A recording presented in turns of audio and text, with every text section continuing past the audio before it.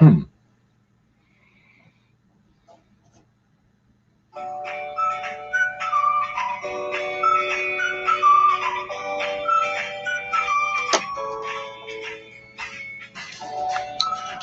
good morning. Hope you don't get blown away today. No. You can get blown away by the insight and analysis. I'm winking. I'm laughing at myself. On this podcast, and hopefully by the inspiration at the end, in the faith portion of the podcast. So I'm very excited about today, but hopefully you don't get blown away by the wind, because, man, is it windy in Columbus, Ohio today on February the 1st. Is today Groundhog Day? I guess it's February 1st or 2nd. I don't know. But it's coming in like a lion. So that means it's going out like a lamb, right? If you believe in old sayings, which nobody does. Good morning. I'm Bruce Hooley. Glad to have you with us in the aftermath of Ohio State by 17 over Michigan State. That's topic number one today. We'll get to the Lions trade of Matthew Stafford. Wow. Let's hope Spiels is not on the FBI's 10 most wanted list for grand larceny, although there are mixed views of that trade, and we'll go into them. But I think the Lions did pretty well, considering everybody knew that Matt Stafford was asking to be traded. Helps that you have a bunch of teams that wanted him. So we'll go through that trade as well. There's really good news in Big Ten basketball, which I'm winking when I'm saying that too, because somebody's not doing well. No, it's not necessarily Sparty. It's someone else. Who would make me so happy that they're not doing well? Oh, if you're a longtime Bruce Hooley listener, you know who that is. We'll give you some of the numbers on the misery of the team whose misery makes me very, very cheerful. And the Browns. I saw a headline this morning on my Google News alert.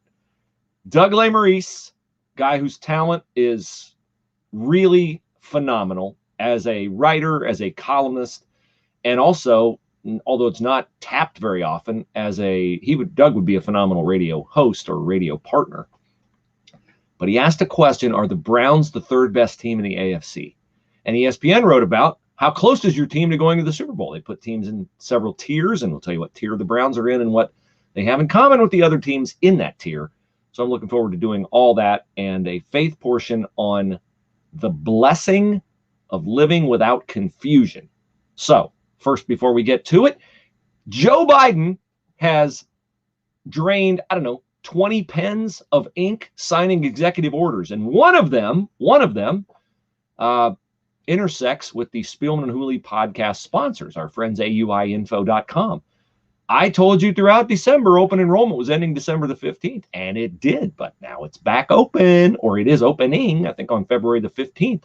Joe Biden, in an effort to get more people enrolled in Obamacare, has reopened open enrollment. So if you missed it in December, or you did it in December and you think, I wish I hadn't done that, I wish I'd done another health plan, well, now's the time to get with AUI Info, Chrissy, Steve, Julie, and all the great folks there, and let them take a good hard look at your health plan. Business owners, you don't need open enrollment to switch. You can switch anytime, and that includes those of you who are in what the government calls a group of one. You are a plumber, a lawyer, a consultant, a realtor. You're in business for yourself, as Clay Travis has said, and I love it. You're not a businessman. You're a businessman or woman. So yes, you can do that anytime.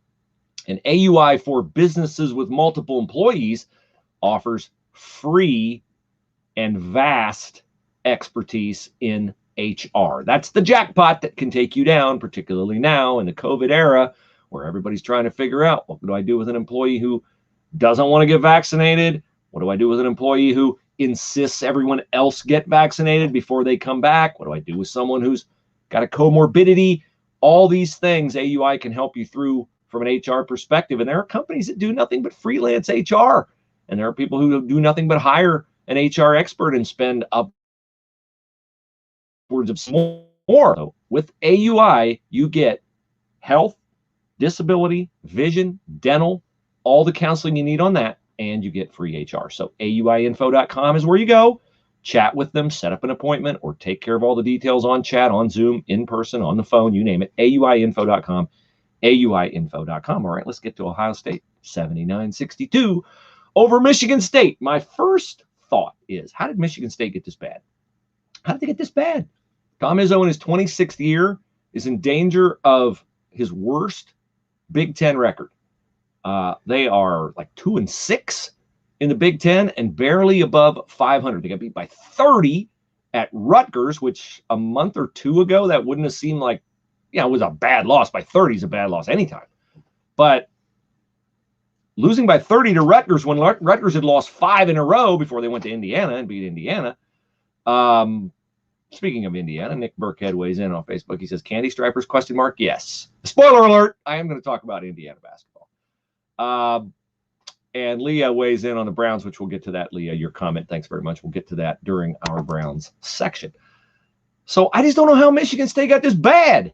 And I made a joke yesterday on Twitter and, like that old sports writer that I used to hang out with who would chortle his own things. He loved his own stuff.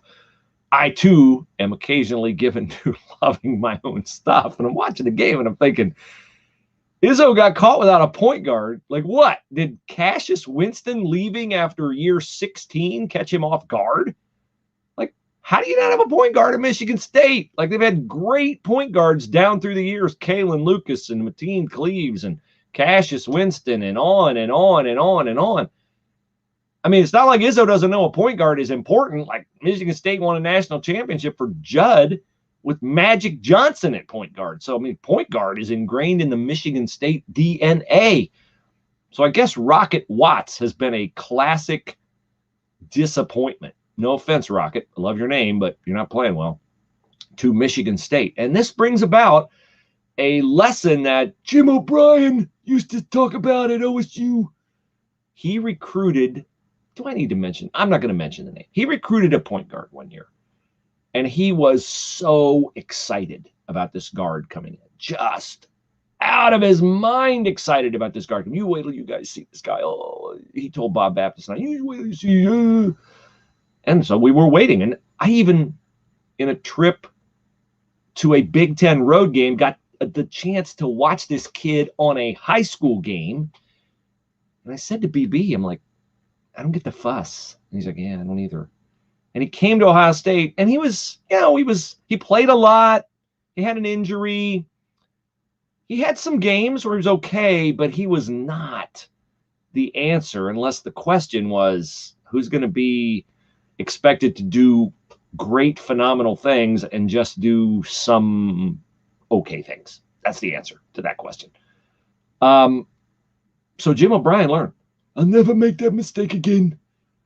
I'll always recruit as many point guards as I can. Yes. And that is what Chris Holtmann has done. He's recruited as many point guards as he can, and it's a good thing. This year, he had C.J. Walker. He brought in Abel Porter from Utah State. Abel Porter, thankfully, the doctors discovered a heart situation that made him vulnerable, and so Abel Porter has to sit out. Then he got Jimmy Sotos here from Bucknell. Jimmy Sotos was supposed to sit out this year, while in the NCAA made this a free year for everybody, so Jimmy Sotos got to play. Now Jimmy Sotos injured. So they're scrambling. They bring in Michi Johnson from Garfield Heights Trinity. He's supposed to be in high school, but it's a free year. He might as well come play college basketball. Michi's helped him. And he's going to help him down the stretch. So they got 4 point guards on the roster, so you can never have too many point guards. Tom Izzo, apparently, did not heed the lesson of Jim O'Brien, which, by the way, reminds me of a Tom Izzo, Jim O'Brien story. It's my podcast. I can digress if I want to. When Jim O'Brien got fired by Ohio State for allowing Boban Savovich to have free cable and a Craftmatic bed from his benefactor in Gehenna, we were all stunned because Obi was like Mr. Straight and Arrow, right? He was the guy who wouldn't recruit LeBron James. I don't recruit guys who have pussies. Yeah, great decision. But I called Izzo and I'm like, are you as surprised by this as I am? Like Jim O'Brien let go for recruiting violations? And Izzo said, I said, how do they move on from this? And Izzo said, well, I would tell you they need to go out and get the most honest coach in America, but I thought they already had that guy. Yes, we all did. And Izzo thought he already had the guy to succeed 16-year veteran Cassius Winston, but Rocket Watts is not getting it done. So their offense is a train wreck. How many transition baskets did they have yesterday? I don't remember one. Izzo and Michigan State's offense is like the half-brother of North Carolina's transition offense and Kansas transition offense. I mean, they have been known to score like 3 seconds after you score. They are really historically good in transition. And they're not good in transition this year at all because they don't have a guy to push the ball. So that's why they struggle. And Ohio State won the game comfortably. Although, here's the thing with Ohio State. First of all, E.J. Liddell is really playing well. Now, I don't know if he's going to make first team all Big Ten. That's going to depend on where Ohio State finishes. Luka Garza's a lock. Ayo DeSomo from Illinois is a lock. And then it's like there's probably 7-8 guys that could take the other spots on that team. But E.J. Liddell's playing really well. He's a super tough cover. He's going out the three-point line. He's feeling more comfortable out there. He can go into the paint. He got that quick turnaround jumper. E.J.'s a baller. So that's great. Justice Suing, who I had honestly given up on. I thought he was overhyped. We heard in the preseason Justice Suing, he's a hybrid of Keita Bates-Diop and Jayshawn Tate because he can handle and he can run the point and he's really good in mid-range. And I was like, okay, great if he is. And he started that way. And then, whoa, once the Big Ten started, Justice Suing kind of vanished. Well, it's counterintuitive. This is why Chris Holtmann's a great coach. Some guys you get more out of when you ask them to do more. It's like they forget about all the things they're not doing well, and they just realize, like, I got to handle the ball. So when they got in a point guard pickle, they put Justice Suing on a point, and he's been great since then. Now, he's not, 20-point, 10-rebound guy every night, but he's 12 and 6 and pretty good ratio of assists, steals to turnovers. That helps. I said, 2 podcasts ago, the problem with coaching this team is you got too many guys, you don't know what you're going to get on a nightly basis. Seth Towns yesterday was scoring test Seth Towns. Thursday night at Iowa, that scares me. He might be no point Seth Towns. He made a shot yesterday. I don't know. They made 2 shots yesterday that they had no business getting points out of. Seth Towns at the end of the shot clock, 3 now that I think about it. Dwayne Washington step back 3 at the end of the shot clock. And Kyle Young rebounding an E.J. Liddell air ball at the end of the shot clock and hitting like a fall-away 15-footer along the baseline. Somebody just took a stake and drove it right through Izzo's heart right there because that was when Michigan State was starting its comeback. So I'm not on board. I was reading some of the sites this morning, and they're like, Ohio State, are they a Final Four team? Whoa. It's icy out. Pump the brakes, champ. They're winning 6 of 7. Now they have at Iowa, at Maryland, then I forget who home is, and away again. I got 3 or 4 on the road. And I know road games are not what they were before. It's not like they're going to go into Carver Hawkeye and have a million screaming people in there and their really awkwardly fashioned black and gold coveralls. Or go to Cole Fieldhouse and have, that filled up with screaming crazy people. But it's still, they've been good on the road. They've been great on the road. Come on, they won 3 in a row on the road on Saturdays before this past Saturday against top 15 teams. But Iowa's a tough cover for them because of Garza and because they got good 3-point shooters. So you got to guard the underneath and you have to guard the 3-point line.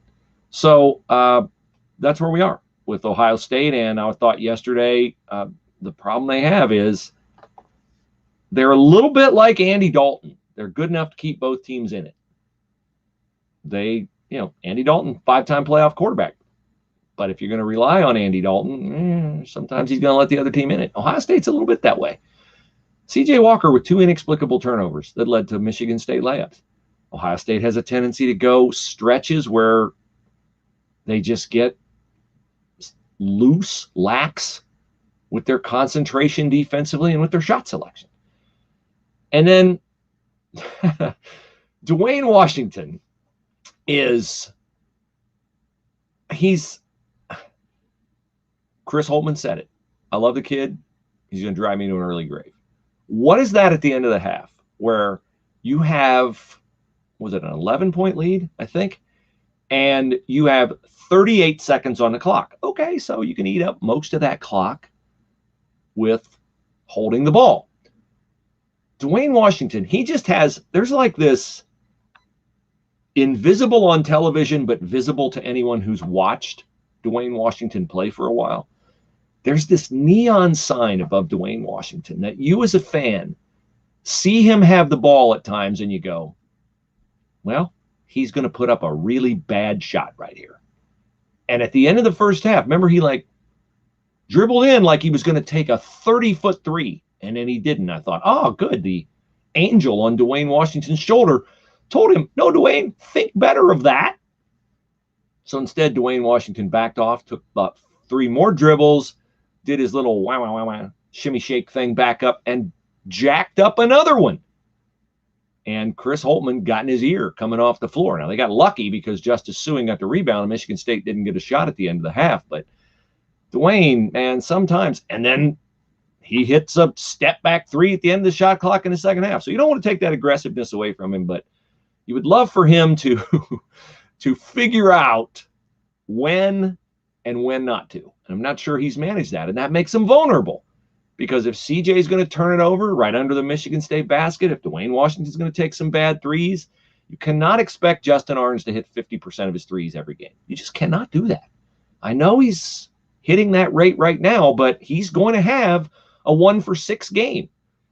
And if he has a 1-for-6 game when Seth Towns is non-scoring Seth Towns and his knees bothering him, well, they may have a stretch, and they may be embarking on a stretch where they might lose 2 out of 3, 3 out of 4. But the guy in charge is rock solid. And I like Holtmann acknowledging after the game yesterday. I felt a little funny asking him this because Wednesday night when they beat Penn State, the whole post-game message was, yeah, we had a lead. Yeah, we let Penn State back in it. We're really lucky to have won. But we're going to smile about every win, and we're not going to take wins for granted. Okay, I get it. Tough league. What, 11 teams going to make the NCAA tournament? I get it. Every win's important. But you can still celebrate every win and acknowledge that there are things you did in that win that made that win way more adventurous than it should have been. That was the case against Penn State on Wednesday. That was the case against Northwestern in Columbus. Remember when they got it down 1-point game where they were like in control the whole game, and then Orange saved their bacon with a 3. And that was the thing that happened home against Purdue where they lost on Jaden Ivey's 3 with 5 seconds left. And that was the case at Northwestern where they led by 5 with 3 minutes to go and then just started indiscriminately jacking up threes and lost when Washington missed a layup at the buzzer. So they're 8-4 in a Big Ten. It's great. Be greater if they were 10-2, and they could be if they didn't have these lapses of Andy Dalton where they are good enough to win it, but they're good enough to help the other team win it. And after the game yesterday, Holtmann said, yeah, we got a lot of things we got to do better. But they do a lot of things well, too. So they're not a super team. This I don't understand other than just trolling for clicks, this whole, are they a Final Four team? They might be. They might have been last year. But it would help if they get rid of this tendency to keep the other team in the game, because if you do that in March, eventually you will pay for it. And then you have a whole offseason to think about dumb step-back threes and sloppy ball handling and inadvertent defensive breakdowns, and that's hard to shake when you're in that situation.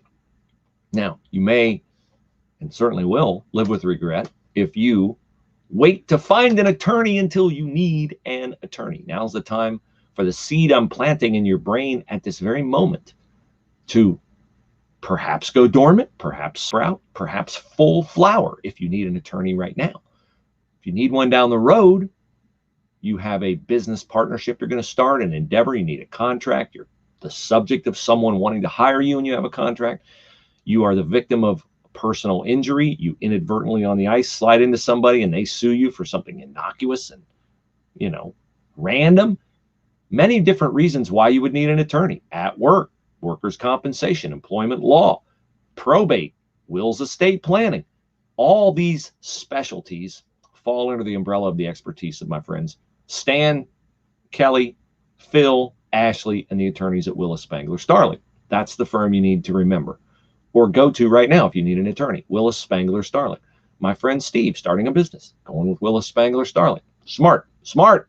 Willis Spangler Starling, located on Truman Boulevard in Hilliard. Low, actually not even low, no pressure atmosphere. Not a You might be able to find one necktie in the building when you go in. Rest assured, when they're in court, they'll be all dressed up and ready to go. But it's a very, very cool group of people. They have a lot of fun. Follow them on Twitter, Spangler Willis. Mark their website in your mind or on your bookmarks, willisattorneys.com, willisattorneys.com. And if you have a legal question, you can send it to me here at the Spielman Hooley podcast at gmail.com. Yes, I have not forwarded a new address yet. Or at my radio show on the Salem Media Network at 98.9 The Answer, Bruce at 989theanswer.com, Bruce at 989theanswer.com. Any legal question, and the attorneys from Willis, Spangler, Starling will answer them Friday night at 6 p.m. on Ask the Attorney on the Bruce Hooley Show on 98.9 The Answer. All right, so we've dispensed with the Buckeye basketball victory. Now let's get to, before we get to the Stafford trade and the Cleveland Browns and where they rank, let me bring you something that cheered me up. The Daily Hoosier writes a story about Indiana and where they are under Archie Miller. Now, true confession, I was upset when Gene Smith dithered in making a change from Thad Matta, and Chris Holtmann was the best fallback candidate we had at that particular time. Archie Miller had been the head coach at Dayton, and he'd done very well, including beating Ohio State in the NCAA tournament. And Archie Miller had been an assistant coach under Thad at Ohio State. And having coached at Dayton, he was 60 miles away, and he knew all the coaches in the state of Ohio. And I thought, Gene, you blew it, because Archie Miller got hired at Indiana. And I thought, well, it's going to be interesting. It's going to be a nice comparison between how IU does and how Ohio State does. And Archie Miller at Indiana is going to do very, very well. And knowing, as all of you do, how that torments me when Indiana does very well, I was afraid it was not going to go well. Well, I stand corrected. I throw myself on the mercy of the court, and I will absolutely 100% now endorse, which I have been able to for several years, endorse what Greg Doyle, the Indianapolis Star columnist, told me, which is you're going to love Holtmann, and you're going to see he's a great coach. I didn't say he's a better coach than Archie. I don't think Greg really fully knew Archie, so it wouldn't have been fair for him to make a comparison. But he knew Holtmann coming from Butler, and he said, oh, you got a great coach. Well, we do have a great coach. And Indiana may be on the cusp of, at least if they're not already thinking about parting with Archie Miller. Because here are some of the numbers on Archie Miller. They've won some big games during his time there. They've beaten a fair amount of top 10 teams. But after beating a top 25 team, Indiana under Archie Miller is 2-9. 2-9. They are not building on their momentum. No, they are not. Here is Archie Miller's record against the rest of the teams in the Big Ten. Most notably, he is 1-5 against Chris Holtmann. 1-5. He is 0-6 against Purdue. He is 1-4 against Wisconsin. He is 2-4 against Rutgers. 2-3 against Maryland. 3-3 against Illinois. And 4-2 against Iowa. So his record in the Big Ten is not good against the teams that are typically populating the top of the conference standings. Oh, sure. He is 4-1 against Penn State and Minnesota and 4-2 against Nebraska. Shockingly, he is 3-2 against Michigan State. But he doesn't build on momentum. In 2018, they had a 4-game winning streak in the Big Ten. Then they had a 4-game losing streak. In 2019, they started the Big Ten 3-0. And then they lost 12 out of 13. Ouch. So Archie Miller is not getting it done. I don't have any personal angst against Archie. He and I got along fine when he was at Ohio State, of course. When you join the Indiana Hoosiers, you join the enemy, and the enemy is the enemy. So that's what's going on with IU hoops. And I should not delight in other people's misery. I don't delight in Archie's misery. It's just that he's on the Indiana ship, and I don't necessarily want that ship to reach port safely. I want it to be adrift at sea, listing, if not sinking. And so, Arch, you decided to board it, and you will not be someone that I have a great deal of empathy for relative to my basketball Buckeyes. All right, so that is the Indiana misery portion of the podcast, which I don't do very often, but which I think is well worth our time today. All right, let me remind you, if you want to start your day with a punch and you want to support a great company, Hemisphere Coffee Roasters. Their coffee is tremendous. Here's the sign behind me, hemispherecoffeeroasters.com. You get 15% off when you use the promo code We Tackle Life in all caps. They buy their coffee direct from the grower. That's their motto. We shake the hand of the coffee farmer in foreign lands where you'd never be able to get that coffee at Kroger or Starbucks or Dunkin' or any place else you buy coffee. And you'll get it at a much better price. And you'll know that your money is plugging into local economies in Nicaragua, Thailand, Ethiopia, and other places, Indonesia. And that's why the soil contents and all that stuff in those markets is phenomenal for coffee. They also have great chocolate that's grown from a cover crop, which shields the coffee from the hot sun. Their chocolate, it's not really chocolate. It's called cacao, which it's gluten-free, non-GMO, sugar-free. It's got all the frees and nons that you want, except for taste. It's great. It's keto-friendly, did I add? Yes, I just did. So order chocolate, coffee, tea, and further people in countries that, look, they're not as blessed economically as we are. HemisphereCoffeeRoasters.com. HemisphereCoffeeRoasters.com. Use the promo code We Tackle Life in all caps. Okay. Leah is my dog says, no, the Browns are not Super Bowl worthy, not the third best team in the AFC, as Doug Lesmerises postulates possibly today. He postulates that theory. Are they the best team? I didn't read Doug's story. My answer is no as well. Browns linebacking crew and secondary is horrible. Need to upgrade before they're a top 5 team. Agree. Leah is my dog. Here's the thing with the Cleveland Browns, okay? They are not the third best team in the AFC just because they had the Kansas City Chiefs, where few teams are able to get the Kansas City Chiefs and didn't take advantage of it. Why did they not take advantage of it? Because they were 80 yards from a go-ahead touchdown with 7 minutes left in a game and 2 timeouts, and Chad Henne playing quarterback for the Kansas City Chiefs, and the Cleveland Browns quarterback was not good enough to get him in the end zone. Harsh? Yes. True? Also yes. The Cleveland Browns cannot be considered the third best team in the AFC when they have a quarterback who is a middle-of-the-road NFL quarterback. He is, as I've said before, a first-class upgrade over Andy Dalton. He can win you a game on his arm. I just don't think he can win you 3 postseason games on his arm, the way that Tom Brady can, the way that Aaron Rodgers can, the way that Drew Brees can, the way that Patrick Mahomes can, the way that Russell Wilson can. I do not see Baker Mayfield at this juncture, and I've covered this many times for many reasons, emotionally, physically, mentally, focus-wise, I do not see him as the elite kind of quarterback you need to go all the way to the Super Bowl. And Leah is my dog makes a point about their defense, which is also accurate. They're very solid on the defensive line when Olivier Vernon's not hurt, but their linebacking crew is somewhat average, and their secondary may be a product of injuries, that they are vulnerable. They have some guys in the secondary who played pretty well this year. I stand by my draft day aversion to taking Denzel Ward. And right now you're going, what are you, crazy? Denzel Ward's a great corner. He is. He's great at the back pedal. He's great at one-on-one coverage. He's great at high pointing the ball. He's great at all those things.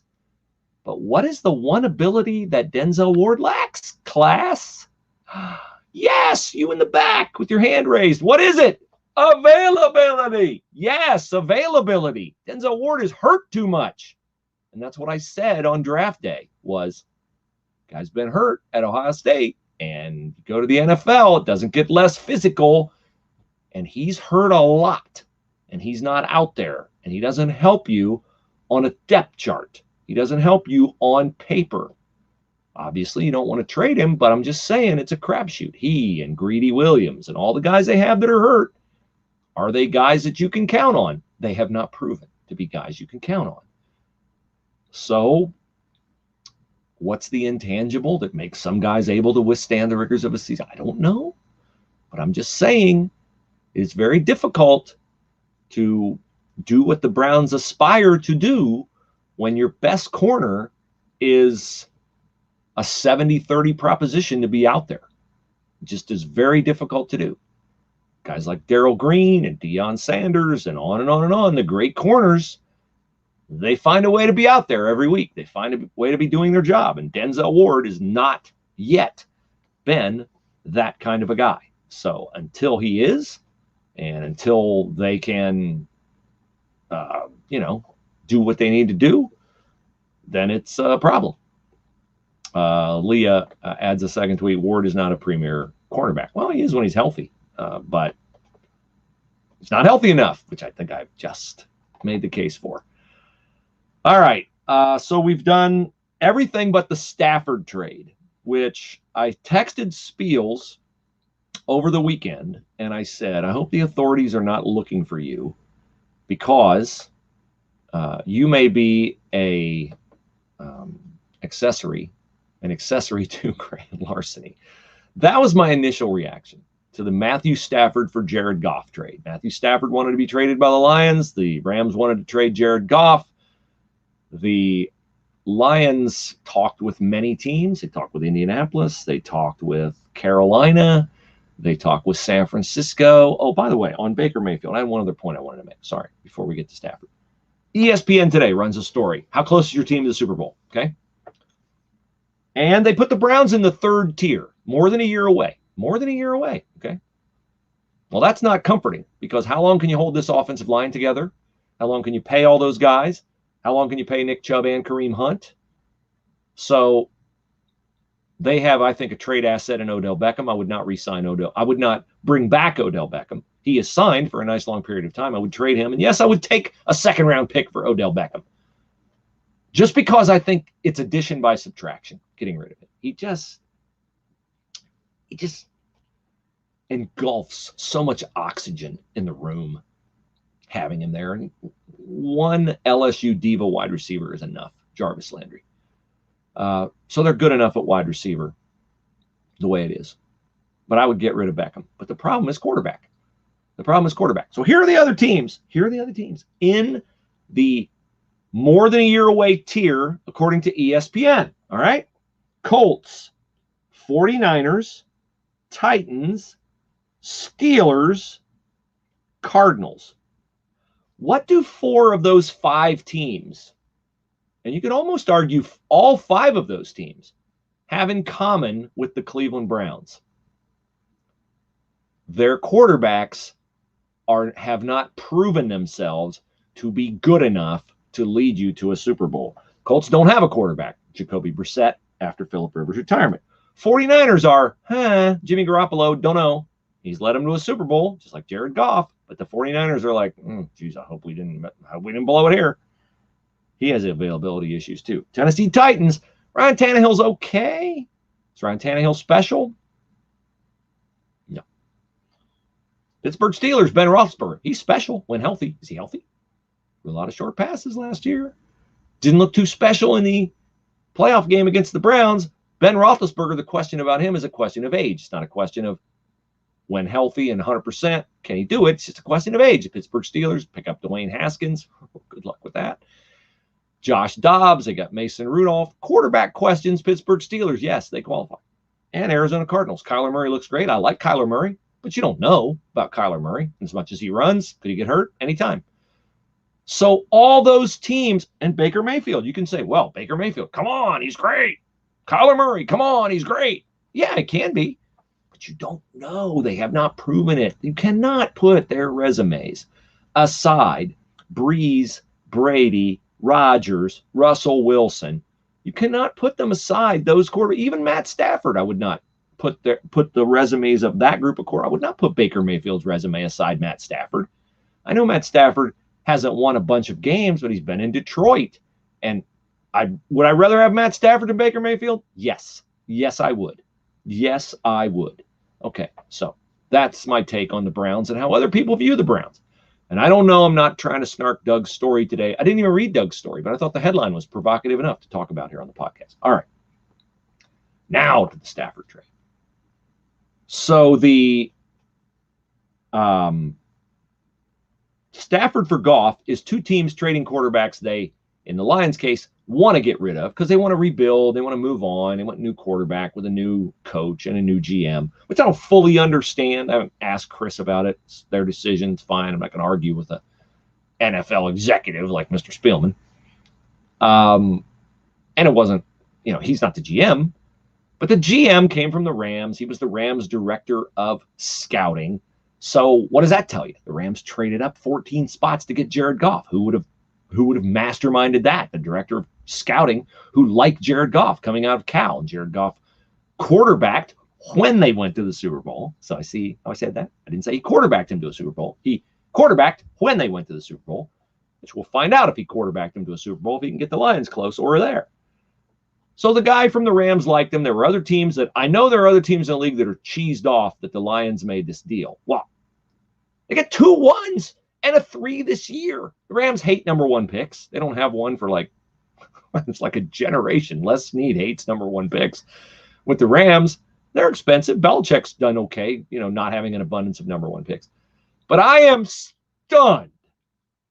The Lions, in a must-trade Matt Stafford mode, were able to get Jared Goff and 2 1s and a 3. I'm just stunned at that haul. I really am. No one else was offering anywhere close to that.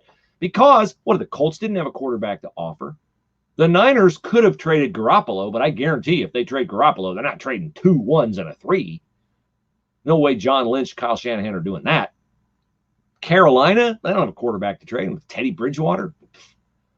Jared Goff's at least as good as those guys, and he's going to be excited about going someplace that he wants to go. Now, here's the weird part of this. Sean McVay, the head coach of the Rams, had a buddy in high school who's now the Bills wide receiver coach, and that guy, his sister, is married to Matt Stafford. So when you put that relationship together, okay, so McVay knows a guy whose sister is married to Matt Stafford, and you put that the Rams' former head of scouting is now the Lions GM, it was an inside job. It was going to always be a Rams deal. It always was. None of these other teams, don't gripe. You had no shot. It was an inside job, and the Rams gave up too much. They just did. They gave up too much. Now, if I'm the Lions, boy, I'd make a call to Houston, and I'd say, hey, we got Jared Goff and 2 1s for Deshaun Watson. I don't know if I'd give him Goff and 3 1s, but I might give him my 1 this year, number 7. For Deshaun Watson, are you kidding? And this is the thing with the Browns and all you Browns fans who think I'm wrong on Baker Mayfield, and you're all happy about having Nick Chubb, and I'm happy about having Nick Chubb. But would you rather have Nick Chubb and Baker Mayfield, or would you rather have Deshaun Watson? You got to think about that, don't you? Because that's what it ended up being when they traded out of the spot where they could have taken Deshaun Watson. And they traded it to Houston, and they got the 1 back, and they used that 1 to take Nick Chubb, and Nick Chubb's, no, they got the 2. They got a 2 for Nick Chubb. They got a 2 in that trade. And they used that to get Nick Chubb. That's a great draft pick, phenomenal draft pick, but it is a binary choice. Nick Chubb and Baker Mayfield or Deshaun Watson. I'm not even sure that the Baker Mayfield part of that trade had to be a part of that trade. I think the Baker Mayfield thing, they earned that on their own by going winless. So you could have Deshaun Watson and the number 1 overall pick. That was a blown pick, not picking Deshaun Watson. As I said at the time, and as anybody who has a brain knows right now. So congrats to Mr. Spielman. Congrats to the Detroit Lions and the Honolulu Blue on getting Jared Goff for Matt Stafford. And now we shall see how the Lions do going forward. I'm excited to watch and excited. Stafford with the Rams may be great. And if so, nothing wrong with that. Teams that both benefit from a trade, that means it's a good trade. Okay. So now, with all of that said, let's transition to the faith portion of the podcast. And this is a portion of the podcast I'm excited about. I had a chance over the weekend. I had some time. to view several YouTube videos of someone who I admire greatly named John MacArthur. John MacArthur is the pastor in California of Grace Community Church. John MacArthur has been in the headlines because he has refused to comply with Governor Gavin Newsom's lockdown orders. John MacArthur has kept his church open after a period of time of closing it.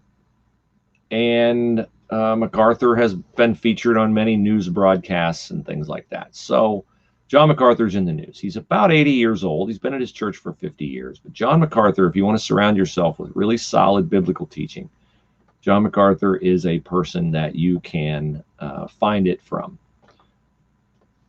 Okay, so he said something that I found to be quite profound. And he said that it is a blessing to live without confusion. And I pondered that. And I agree with that totally. Many years ago, Chris Spielman said to me something that at the time did not connect with me, but has since connected with me heavily. That is, you have to know what you believe and you have to know why you believe it. I have arrived at that point in my life recently, over the past 2 years, where I not only know what I believe, I know why I believe it. It is extremely useful at this time in America, where we have a lot of rancor, a lot of disagreement. We have put our faith in things that, in my opinion, as a follower of Christ, are going to disappoint us no matter which side of the aisle you populate. MAGA is not going to save you. Social justice is not going to save you. By the way, if you put the word, and if you put a word in front of justice, if you use an adjective with justice, it's not justice. If you need to modify justice, it's not justice. Social justice, racial justice, whatever justice, because what that means is you're just going to, your solution is I'm going to take from this group and I'm going to give to this group so they have justice. Okay, so they have justice, now this group doesn't. So justice does not require an adjective, and if you put one with it, it's not justice. And that is, I'm 100% convinced, a biblical opinion. Because Jesus, the Son of God and God, does not look at us as a group. We're not mankind in their eyes. We're not white America in their eyes. We're not Latin America, Asian America, Black America. We're not Americans and Europeans. We are not Americans and Russians or Chinese. We are individuals. God calls each of us individually to repentance and a personal relationship with his Son, Jesus, who came to earth to die on the cross and save us from our sins by claiming his perfection as our own. We are not a group in God's eyes. Hence, any ideology that prioritizes one group over another is a tool of Satan, is not of God. I say that with absolutely no reservation, zero reservation. You are personally responsible. My children upstairs in my house right now will not go to heaven because I have made the decision to claim Christ's perfection as my own. Nor will they go to heaven because my wife has made that decision. It must be their decision, personal decision. And that is the same for every person in humanity. So I am not confused about what decides my eternal destiny. And I am not confused about my own qualification for acceptance in God's sight. I bring nothing that he wants or needs. I bring nothing that qualifies me. I bring only what Christ did. That is my sole qualification. And that is the same for everyone. So we live in a very turbulent time, and we have many competing voices. We have BLM, and we have Antifa, and we have Trumpism, and we have America First, and we have MAGA, and we have climate change, and we have all these things going on. We have, I believe in American ideals. I believe in freedom and liberty and la, la, la, la, la. The only way any of this makes sense, and it always makes sense, is through the lens of Scripture. If you're not reading the Bible, if you're not surrounding yourself with truth, you are vulnerable and perhaps and most likely misguided, because you will believe in these earthly agendas that are advanced and can sound very tempting to adopt. Today is February 1st. You know my routine is to read the chapter of Proverbs that begins, the chapter of Proverbs that corresponds to the date of the month. Today is the 1st of February. I'm in Proverbs 1. And after the preamble to Proverbs about, this is what these are the Proverbs of Solomon, la, la, la, la, la. The very first one in Proverbs 1:7. The fear of the Lord is the beginning of knowledge.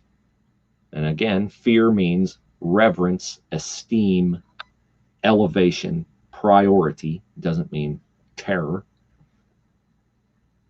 The fear, the acknowledgement, the esteem, the elevation of the Lord to priority in my life is the beginning of knowledge. You have no chance of getting knowledge unless you have made that choice. But fools despise wisdom and discipline. Fools despise wisdom. Obviously, if they wanted wisdom, they would esteem the Lord. And they despise discipline. And we see that in our world. People despise discipline. They don't want to be disciplined. They don't want to be held accountable. They don't want to be corrected. They don't want to be instructed. Well, that is truth. When we commit to truth, there is no confusion. That's why I say it's a blessing to live without confusion. And the only way I live without confusion is to prioritize and acknowledge and humble myself to the authority of Scripture, which is the living, breathing Word of God. Scripture allows all of us to know in advance that God either causes all things, allows all things, permits all things, and that he has a purpose in all things. And he will accomplish that purpose, whether you cooperate or not. He will accomplish that purpose. And at some point in time, he will not tell you when, it will be undisclosed, but he will make that clear.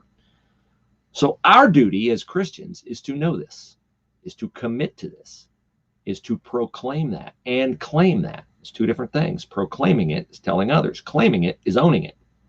That is our duty. Now, I had a conversation yesterday at church with a friend of mine who has suffered probably the greatest pain you can suffer as a person emotionally, the loss of a child over a prolonged period of time.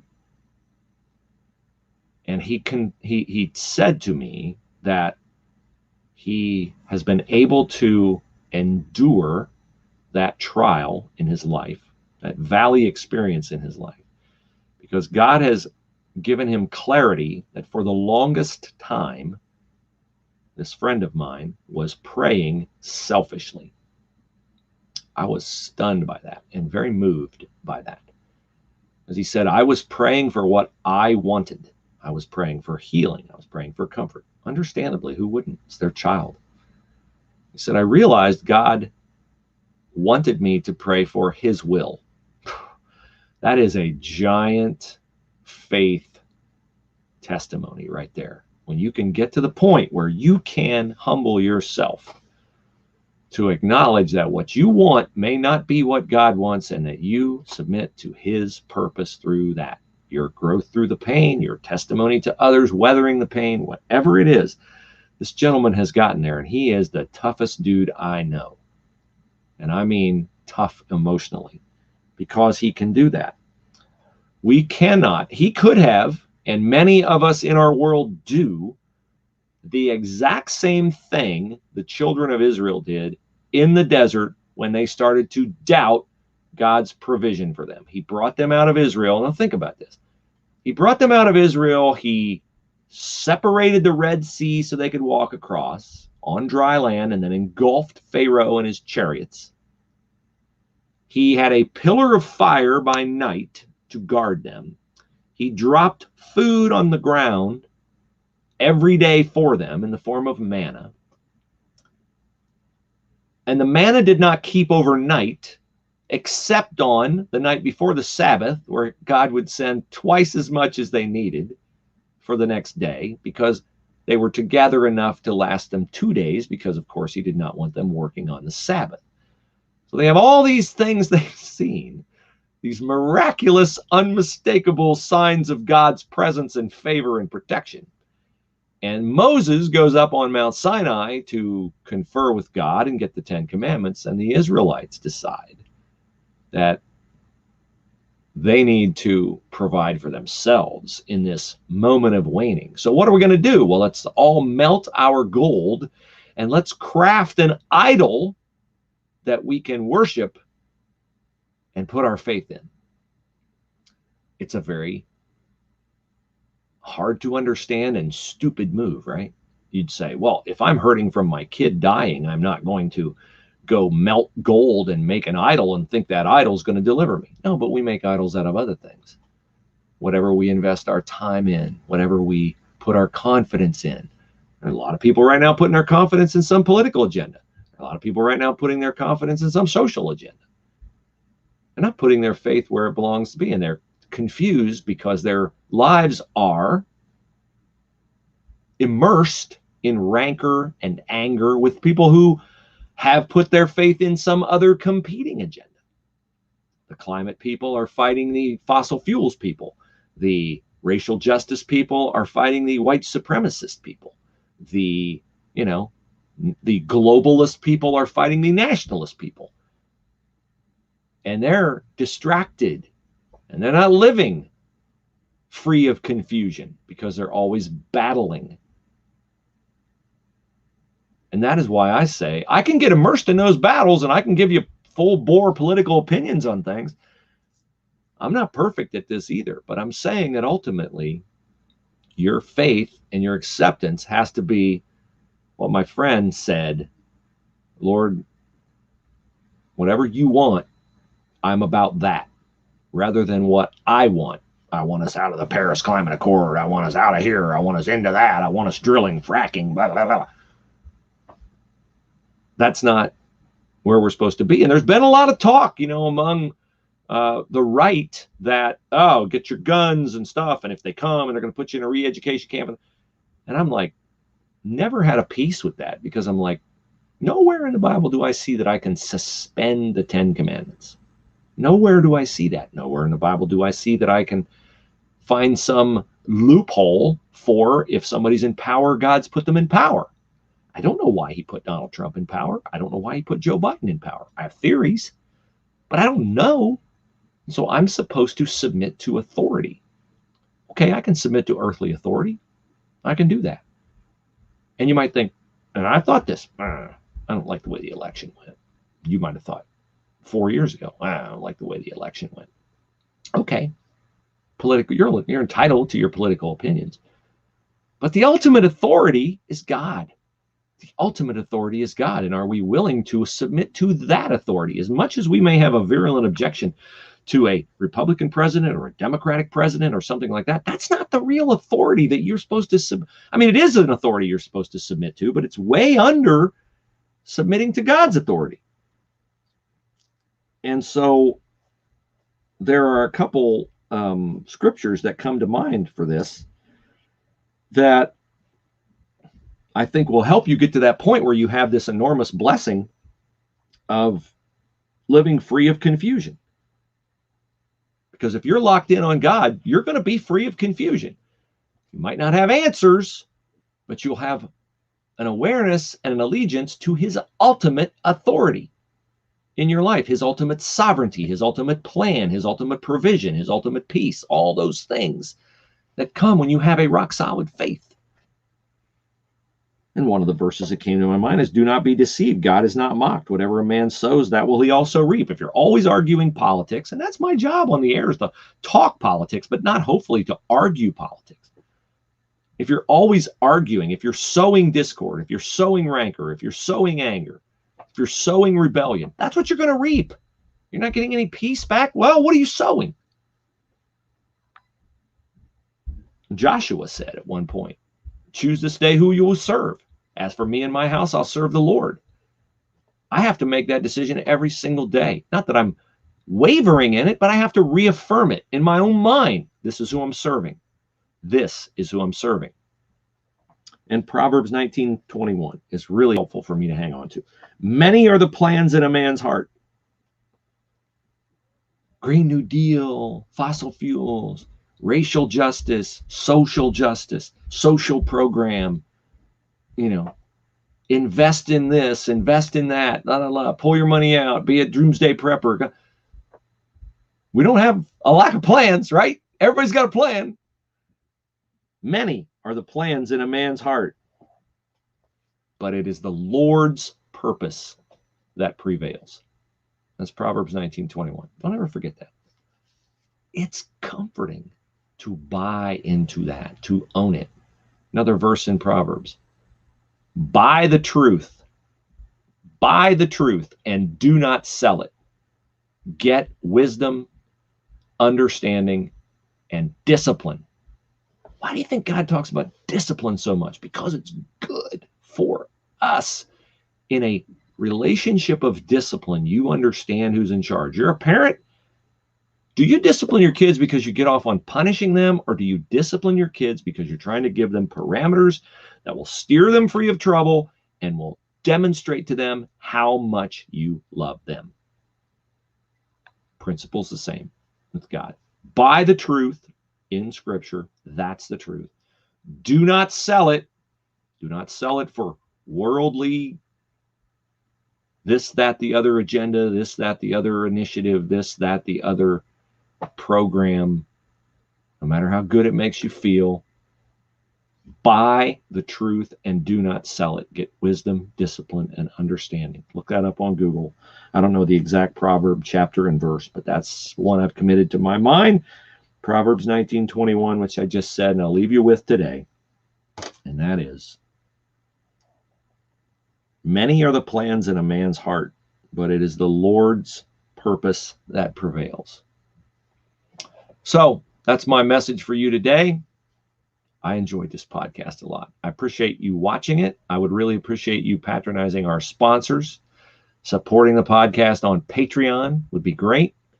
Got some exciting news that I'm hopeful to announce about some things that we're doing as a family to demonstrate our faith and to take charge of some things in our life. And we're excited about seeing how God works all that out. I'll be sharing that with you over the coming weeks and months. For now, that is it for today. For those of you who are inclined, love to have you listen to the show today on 98.9 The Answer at 5 p.m. And you can listen to that on the iHeartRadio, TuneIn Radio, radio.com app, or the Answer app, 98.9 FM The Answer. You search that in the Google Play and iTunes store. And if you would like, love to hear your feedback. Send me an email, or send me an email about the podcast at spielmanhooleypodcast@gmail.com. And if you'd like to leave a review on iTunes, that would be nice too. Have a great day. Talk to you again very, very soon.